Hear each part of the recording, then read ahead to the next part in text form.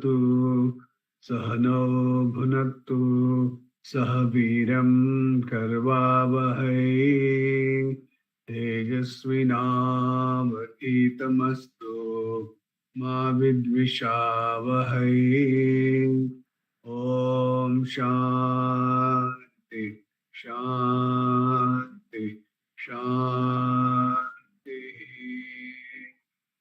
Gurur Brahma Gurur Vishnu Gurur Devo Maheshwaraha Gurur Sakshat Parabrahma Tasmai Shri Gurave Namaha.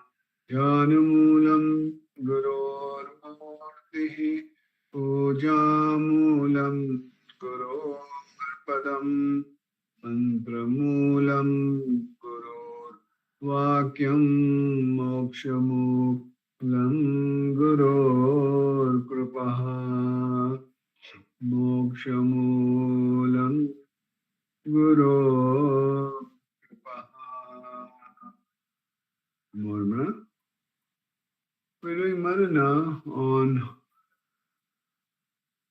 Guru Vacha Kovai, and we'll take a random talk and see what we're on 787, meditation on the truth. You should know that if at all times the jiva sees only the virtues in others without paying attention to any shortcomings, then his life will be wholly delightful with no scope in it for repugnance. Sri Bhagavan generally did not say anything good or bad about anyone. But if he happened to hear about the demise of anyone he knew, he would immediately tell those around him about the good qualities of the departed person. We were often surprised by how much he knew about the life and activities of the many people who came to see him. We would also sometimes wonder how he acquired obscure bits of information that were unknown even to us. Then, when we heard him speak, we would often be surprised to learn that the deceased had such good qualities.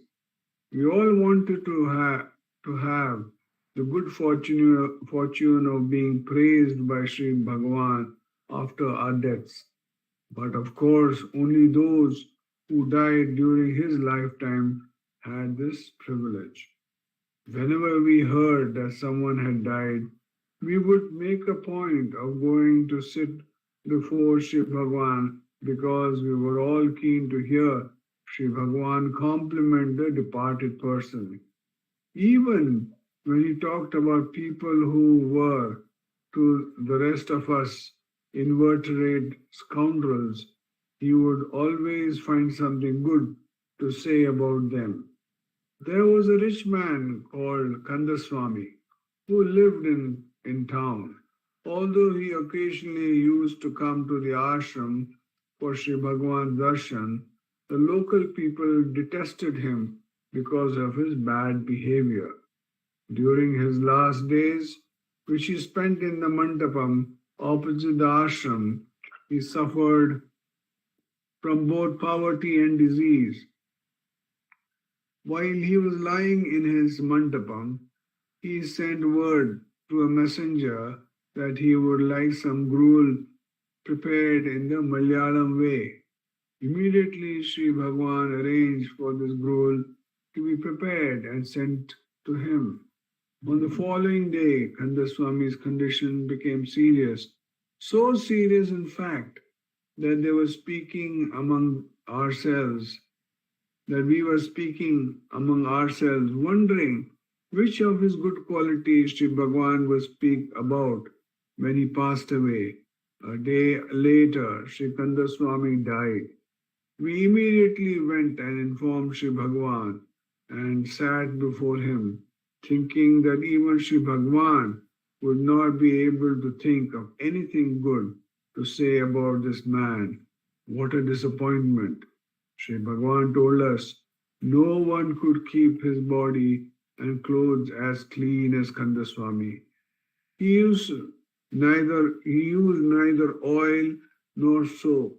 He would come at 8 a.m. in the morning and start washing his dhoti. Then he would hang it up to dry.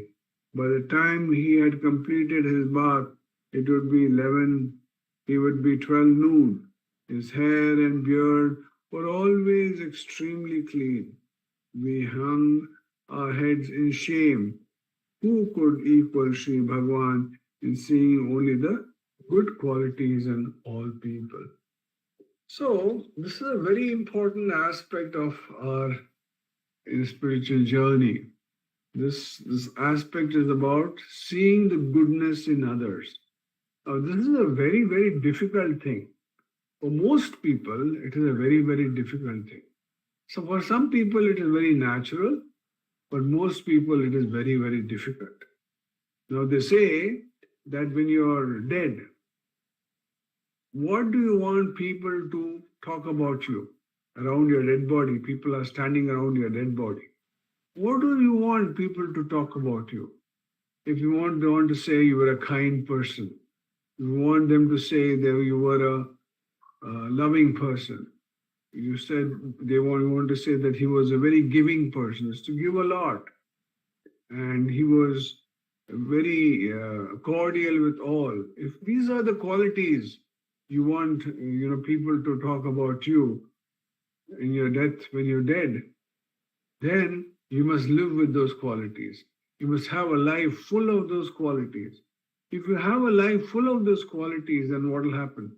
When you're dead, then people around you will say, oh, this man, he was a very, very kind person. He was a very... See, when somebody dies, people don't talk bad things about the person. That's for sure. They only talk good things. But what Bhagavan is saying is, when a person is alive, why don't you talk good things about the person? Why don't you think only good things? See, if you have whatever is within you is without you. So whatever is within, if you have got positive thoughts within you, then positive thoughts will come out. But if there are negative thoughts within you, then only negative thoughts will come out. We always think, oh, that person makes me angry. It's no, I don't have any anger. When that fellow comes in front of me, I get angry. So it is because of him that I get angry. No, it's not the case. The anger is already within you. And that anger surfaces up. And when the target, whenever that person comes, you get angry. So this aspect of on this meditation of truth, you should know that at all times the jiva sees only the virtues in others. You should know that if at all times the jiva sees only the virtues in others, without paying attention to any shortcoming, you should not pay attention to any shortcoming. Why? Why should you not? Let's see what happens in your own family. If you have your son makes a mistake, you forgive him. If your daughter makes a mistake, you forgive him. But if your neighbor makes a mistake, neighbor's child makes a mistake, you get angry. And you say, why did you do this? You shouldn't have done this. Why are you not able to forgive and forget? Swami Shivananda used to say, forgive and forget. It's a very, very difficult thing. Every time you should practice it. If somebody, your forgiveness is the great power within. And so he says, same thing he says here, that the jiva sees only the virtues in others. From this moment onwards, all of us should take a vow that we will see only the good in others. They will not see even a bad thing. And if something bad is coming up, we should superimpose it with a good thought. Even say if a bad thing, if he's been unkind to you, or somebody has been unkind to you today, superimpose it with another thought about what are the good things he's done to you. And what happens to the old bad thought? That bad thought will wither away, and that good thought will remain. So then as you keep practicing this, whenever a bad thought about anybody, when he comes, don't encourage it. Best thing is to do self-inquiry and ask for whom is this thought for me, who am I? But just in case you forget self-inquiry for a second or two, then what do you need to do? Superimpose it with a good thought. Then what happens is you will start seeing only the goodness in everybody. How do you see God in all? See, people say, see, Hridaya Kuhara Madhye Kevalam Brahma Matram, if there's God in each one of us, as I always say, we are divine beings behaving like human beings. We are divine beings. Each of us is divine, behaving like human beings. So, but we think we are human beings trying to become divine. It's a flip thing.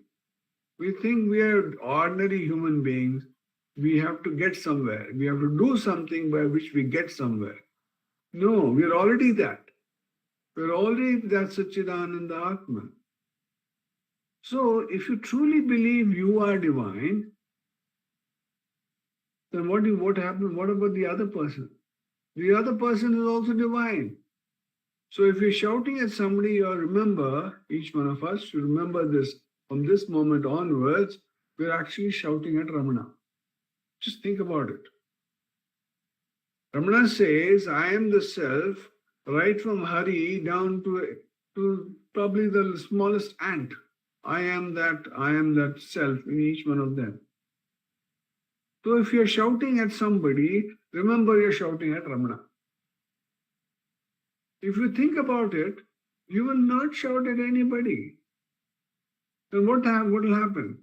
You should know that if at all times the jiva sees only virtues in others without paying attention to any shortcomings, then his life will be wholly delightful, with no scope of it for any repugnance. What he says beautifully, Muruganar says that if you are continuously looking at only positivity and there is absolutely no negativity in your mind, in your body, in your thought, word and actions, there is absolutely nothing wrong, there's only virtues, then what do you see?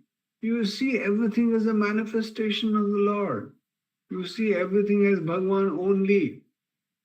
When they say Ishavasimidam Sarvam, everything is only but Bhagavan. How do you see Bhagavan in everybody? Is it possible to see if a dog comes and bites you? Do you see God in that? Impossible. That dog who came and bit me is not God. But if you really see that actually that what does a dog do? Dog barks or it'll bite. So if you were an outsider and came into his territory, he's bitten you. So he's done his job. And the same divinity is in the dog as much as in each one of us. That's when you start seeing only the positivism in everything, in every being. So Bhagavan is generally not say anything good or bad about anyone, but he happened to hear about the demise of anyone, he would immediately tell those around him about the good qualities of the departed person. This is a very important aspect. We always should look at, when we start looking at everything positive, even when a person passes away, you don't say, no, he's gone, thank God he's gone. No. We say, oh, these are good things he could do. He talks about Kandaswami. And he says his clothes were all sparkling clean. And he says that whenever he heard that, he said, there was a rich man called Kandaswami, and what Bhagavan would say, we immediately went to inform Bhagavan. Bhagavan said no one could keep his body and clothes as clean as Kandaswami. It's a beautiful statement. Because Bhagavan only saw the goodness. He could not see any defects in others. Because why? When it's Ishavasamidam Sarvam, everything is only you. If you're actually finding a mistake in somebody else, you're actually finding mistake in yourself. Because the self is common to all. Everybody is only the self. So if everything is only the self, and you are finding mistake in somebody else, actually you're finding mistake in yourself. So the world is like a mirror. So he says beautifully says here that he used neither oil nor he used neither oil nor soap. He would come at 8 a.m. in the morning and start washing his dhoti. Then he would hang it up to dry. By the time he had completed his bath, it would be 12 noon. His hair and beard were always extremely clean. Cleanliness is next to godliness. We know this. But it's good to be clean outside. Great quality of Kandaswami. It's important to also do self-enquiry, to do antarkama shuddhi, to cleanse within.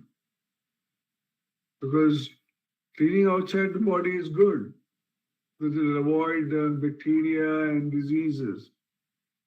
But the mind, which creates havoc here and now, has to be inquired into.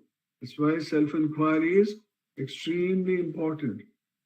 So Bhagavan says, whenever a thought comes, any thought which takes you away from the self, through the jada body, through the rajas, tamas, sattva, through the five senses, into the world of nama and rupa, in time and space, continuously takes you out and says, hey, this is all real.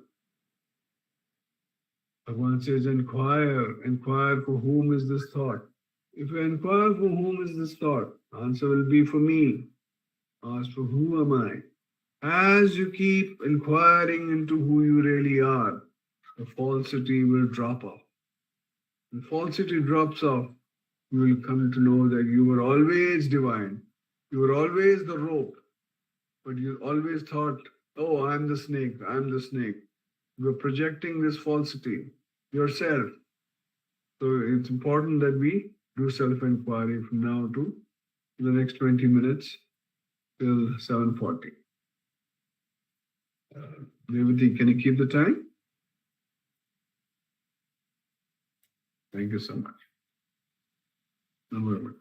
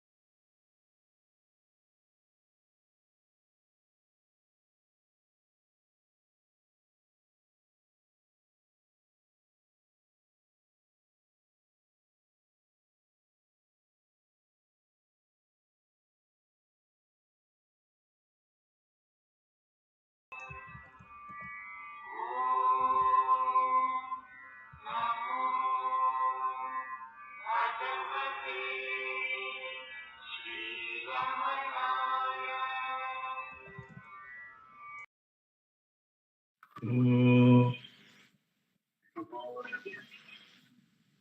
Bhagavate Ramana. Namo Ramana.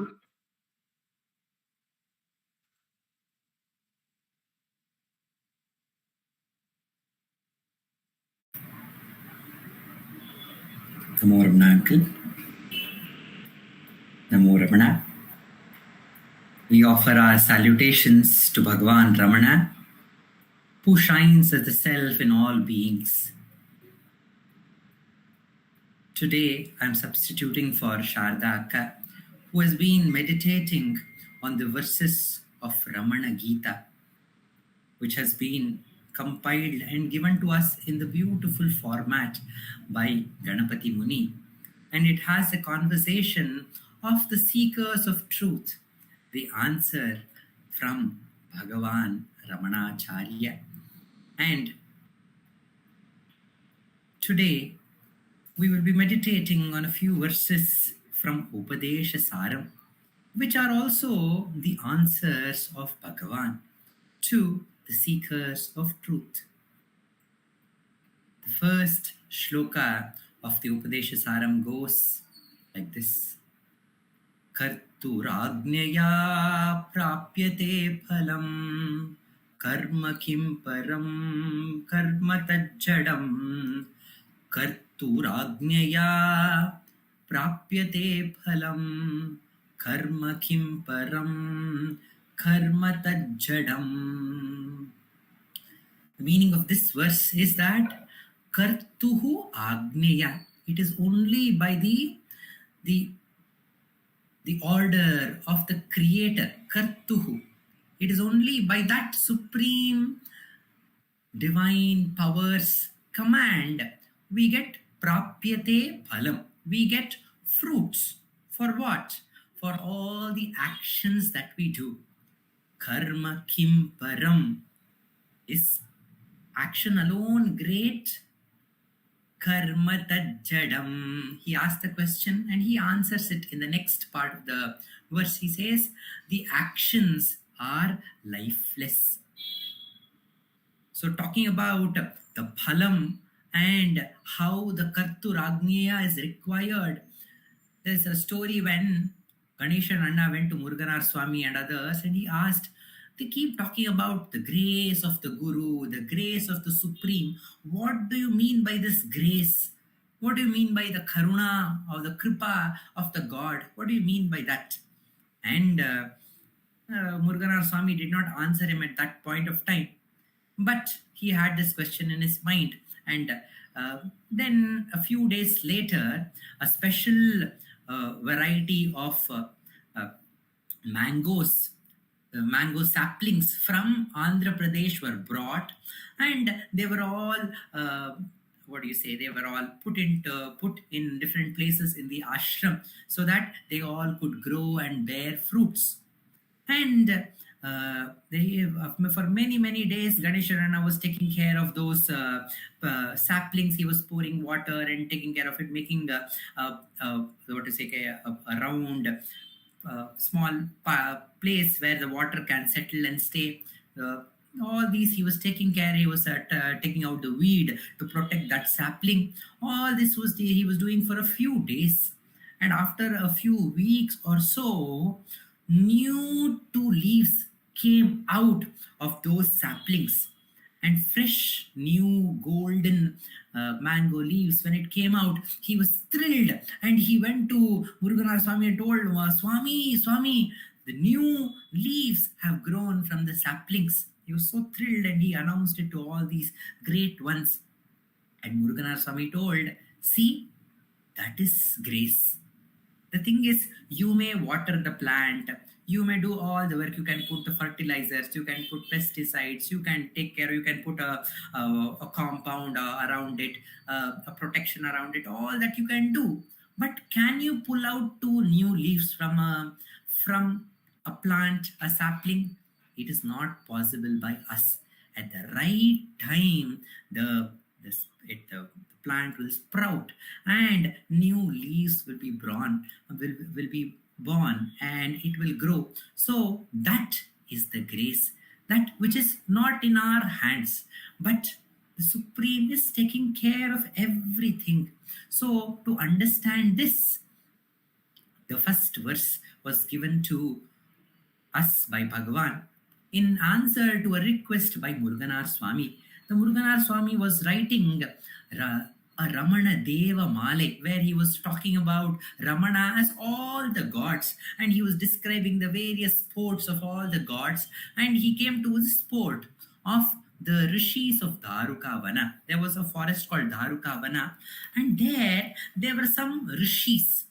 In one of our dance ballet called Ramaniya Vani, these rishis are compared to the present day scientists. And these rishis, they with their actions, with their effort, with their some activity, like for chanting some mantra or doing some homa, they had got the power to create anything they want. They had the power to sustain what they have created, and they also had the power to destroy. So they had all these power to create, protect, and destroy. So they thought they were the greatest among everyone. They thought they are equal to the Brahma and Vishnu, Maheshwara, and greater than them. So they forgot about this divine power which makes us all this, which makes everything possible. But they were filled with their pride, just like the scientists who have found new ways of creating. They found new ways of protecting. They have found new medicines. They have found hybrid fruits and vegetables, which you can see, and they are bigger in size. They are bigger in nutrition, and the scientists have also found out many ways of destroying ourselves. They have created bombs. They have created missiles and whatnot. And this rishis, who were like scientists, were filled with this the pride, and they were leading a life of forgetfulness of the divine power. So to teach them a lesson and to remind them of this supreme power which is taking care of the universe, Shiva himself came as a mendicant, and he was accompanied by Mahavishnu himself as Mohini, and they both entered the forest, the hermitage where these rishis were staying. And when they entered, the rishis were mesmerized by the beauty of Mohini. And the rishi patnis, the wives of these rishis, were very, very faithful to the rishis.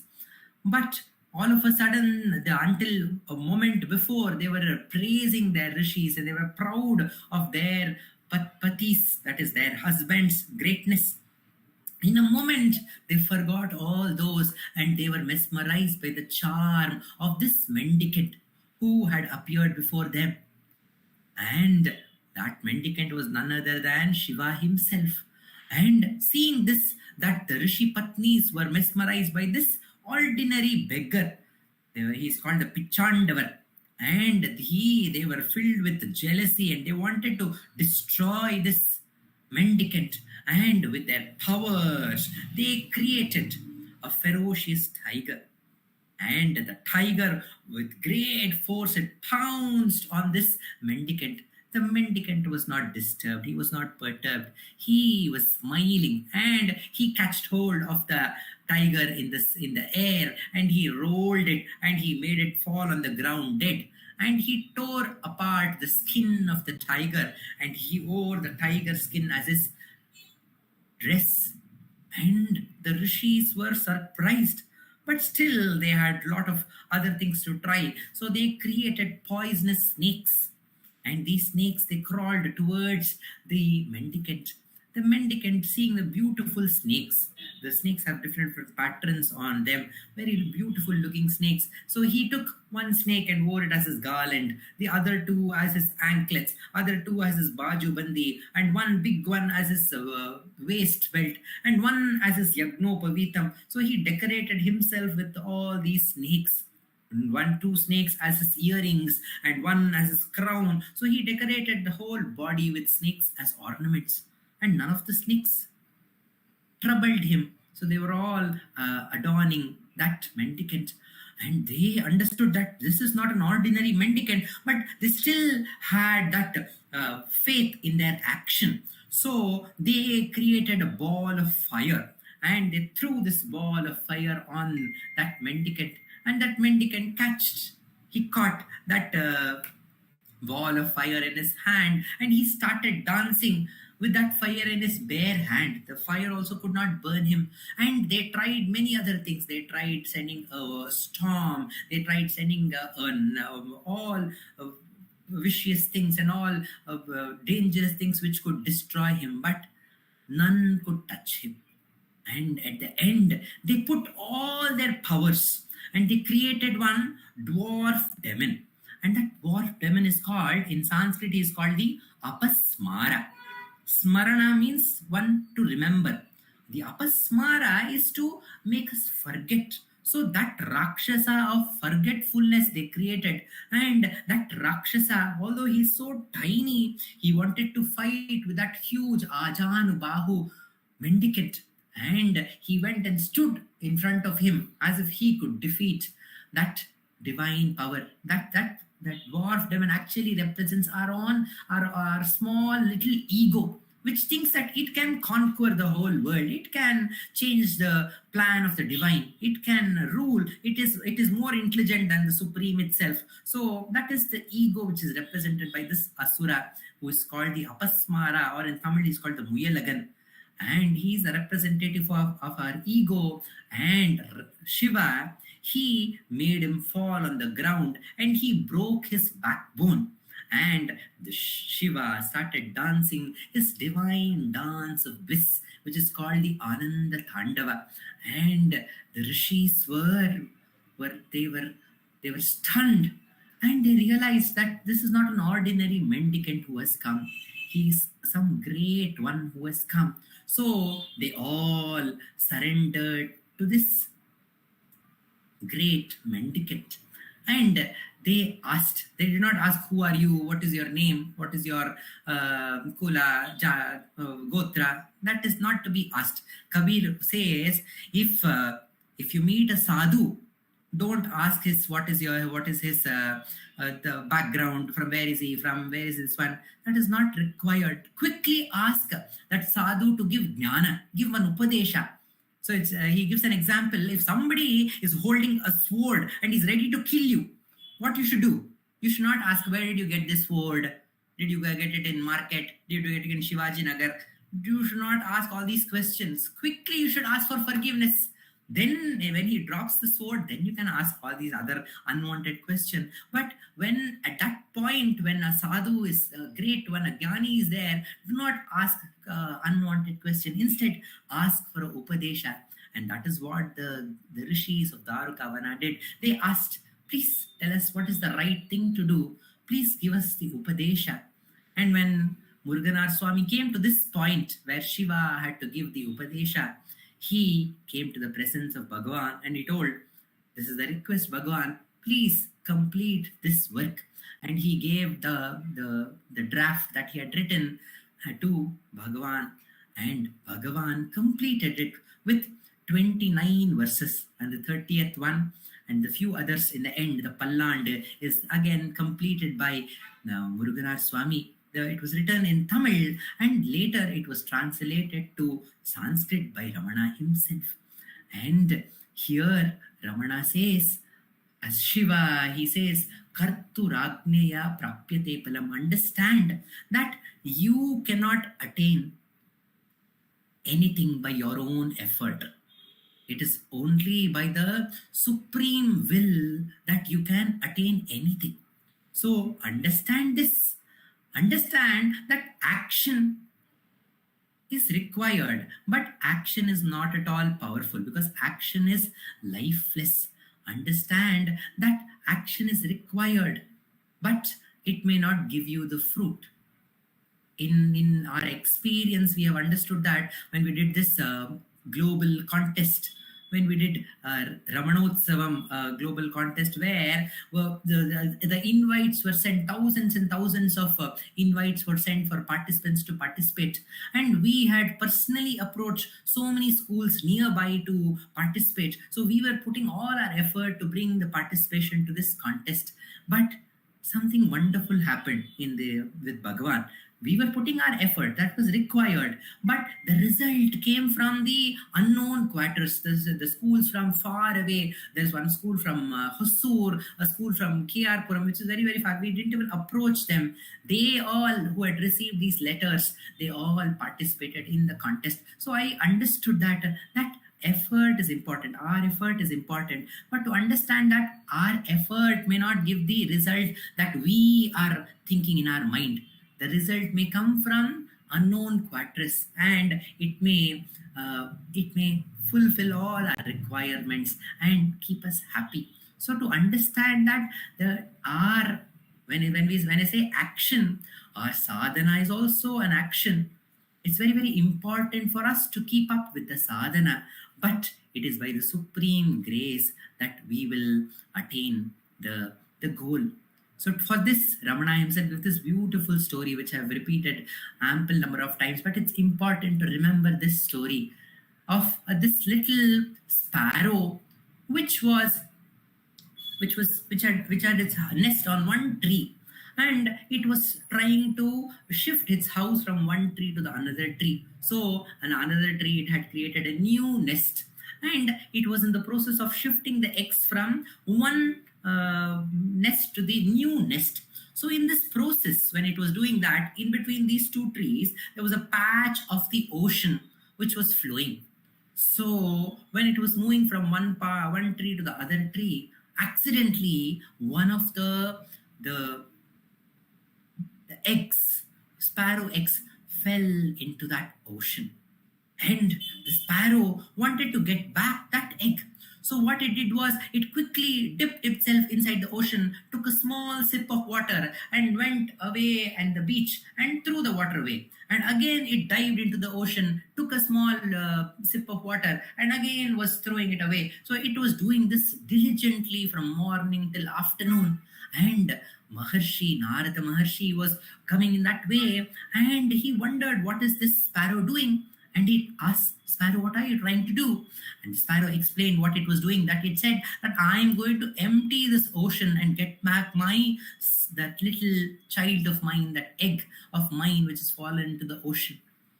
And Narada Maharshi, who is the guru, he felt pity for this sparrow, and he prayed to Garuda. He told, Oh Pakshi Raja, one of your clan is in difficulty, so please come and you help this bird who belongs to your family. And immediately the Garuda appeared, and he asked what was happening. Then he got to know that what was happening, and Garuda told, Oh little sparrow, I will flap my wings. When I flap my wings, the water will recede back, and you can quickly take your egg. And that's what the Garuda did. It flipped its wings, and quickly the water receded, and quickly the sparrow could get back its egg which had fallen inside that ocean.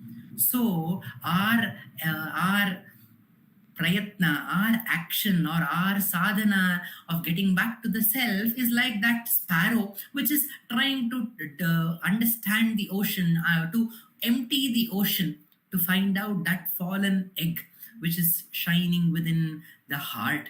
It is not possible by us. With our effort, we may not be able to empty the ocean of thoughts, the ocean of vasanas that we have collected for so many ages, so many janmas, which is covering us, covering that underlying egg, which we cannot, by our own effort, we can empty it.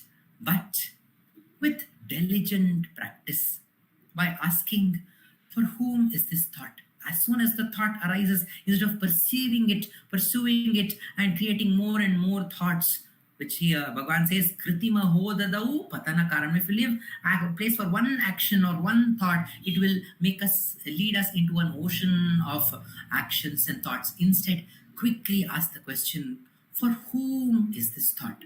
And quickly turn the attention towards the I with the question, who am I? And hold on to this question.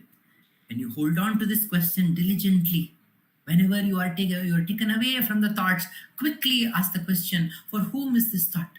And the answer is for me. And quickly ask, who am I? By practicing this diligently, like that little sparrow which was trying to empty the ocean, at the right point of time, the Guru will enter our heart. He will guide us in the right way.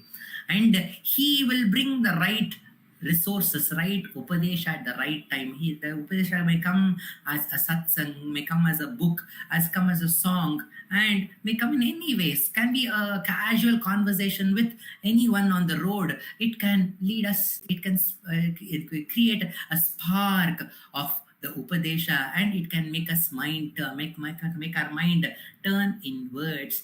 And at the right time, when we are ripe, then the divine will descend, and then he will flap his wings, and he will make us abide in our own true nature, which is limitless bliss, and which is silence, which is no action. In that silence, that self, there is no action. When you say no action, is it filled with boredom, and which is it stillness, or is it shunya? Bhagavan says no. It is paripurna ananda. There is full effort at that point of time. There is full of joy, and you become useful to the whole universe. The Ramana says, knowing your own true self is the best service that you can do to the whole world.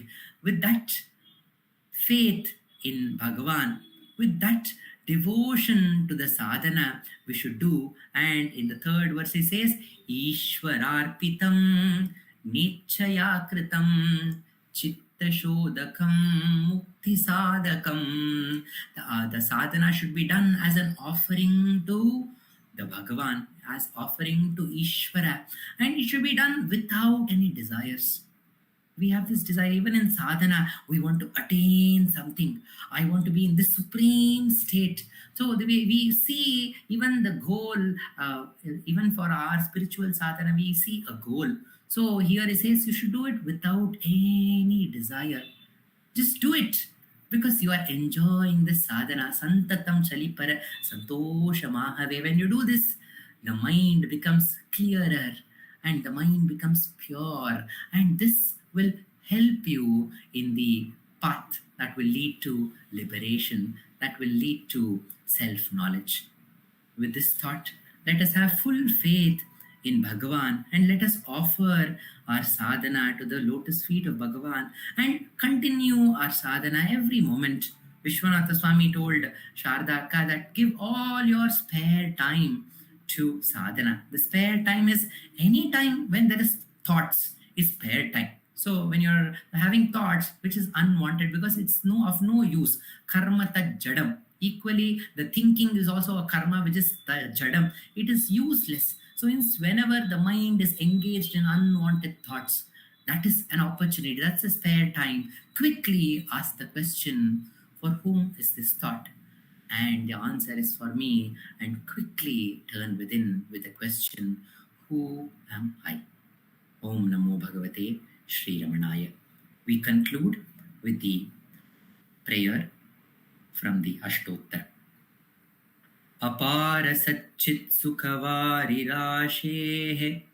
यस्योर्मि मात्रं भुवनं समस्तं गुहाहितं तं रमणं गभीरं चिन्ताविहीनं हृदि चिन्तयामि. नमो रमण.